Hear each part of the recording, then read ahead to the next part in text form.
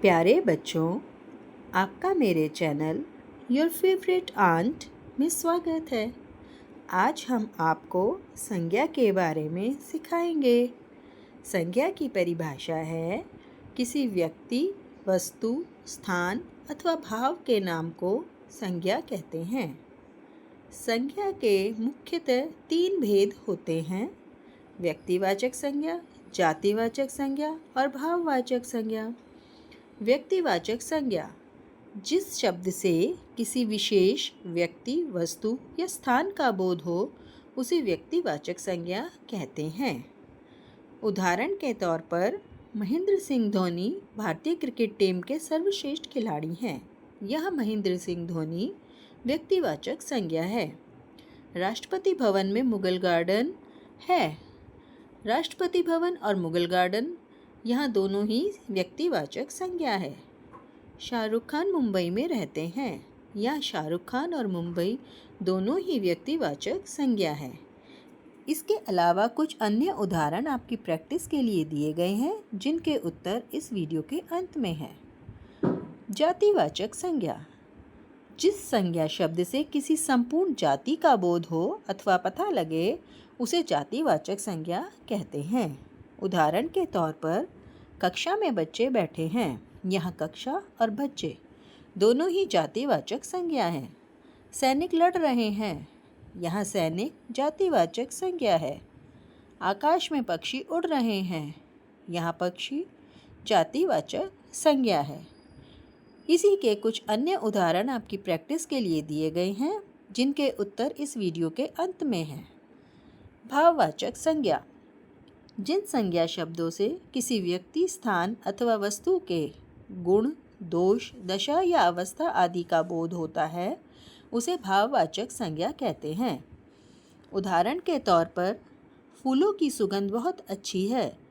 यह सुगंध भाववाचक संज्ञा है। एवरेस्ट की चढ़ाई बहुत कठिन है। यहाँ चढ़ाई भाववाचक संज्ञा है। कुतुब मीनार की ऊंचाई से मुझे डर लगता है। यहाँ ऊंचाई भाववाचक संज्ञा है। छात्रों को अपनी लिखाई पर ध्यान देना चाहिए। यहाँ लिखाई भाववाचक संज्ञा है। इसी प्रकार कुछ अन्य उदाहरण आपकी प्रैक्टिस के लिए दिए गए हैं, जिनके उत्तर इस वीडियो के अंत में हैं। हिंदी व्याकरण में अंग्रेजी भाषा के प्रभाव से 2 और भेद स्वीकार किए गए हैं: द्रव्यवाचक संज्ञा और समूहवाचक संज्ञा। द्रव्यवाचक संज्ञा जिन संज्ञा शब्दों से द्रव्य पदार्थों अथवा धातुओं के नाम का बोध होता है अर्थात पता चलता है, वे द्रव्यवाचक संज्ञा कहलाते हैं। उदाहरण के तौर पर कुम्हार मिट्टी के बर्तन बना रहा है। यहाँ मिट्टी द्रव्यवाचक संज्ञा है।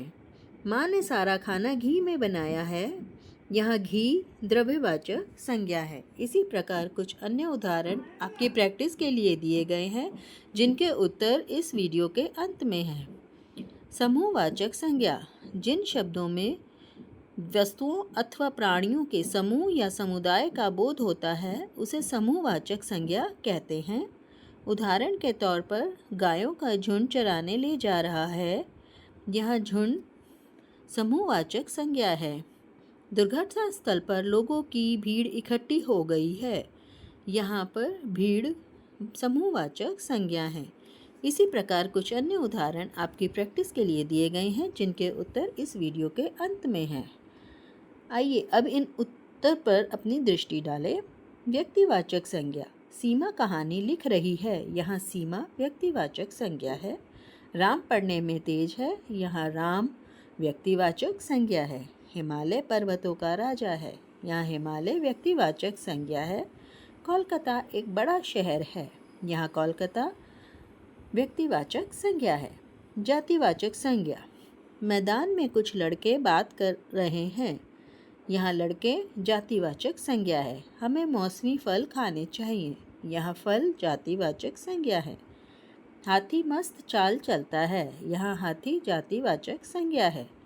अध्यापक चौक से लिख रहे हैं। यहाँ अध्यापक जातिवाचक संज्ञा है। भाववाचक संज्ञा आज मैं बहुत खुश हूँ। यहाँ खुश भाववाचक संज्ञा है। मुझे बहुत तेज भूख लगी है, चलो कुछ खाया जाए। यहाँ तेज भाववाचक संज्ञा है। गांधी जी अहिंसा के पुजारी थे। या अहिंसा भाववाचक संज्ञा है। माता यशोदा की ममता का वर्णन नहीं हो सकता। ममता यह भाववाचक संज्ञा है। बच्चे बचपन में बहुत चंचल होते हैं। यहाँ चंचल भाववाचक संज्ञा है। द्रव्यवाचक संज्ञा, सोने से आभूषण बनते हैं। सोना द्रव्यवाचक संज्ञा है।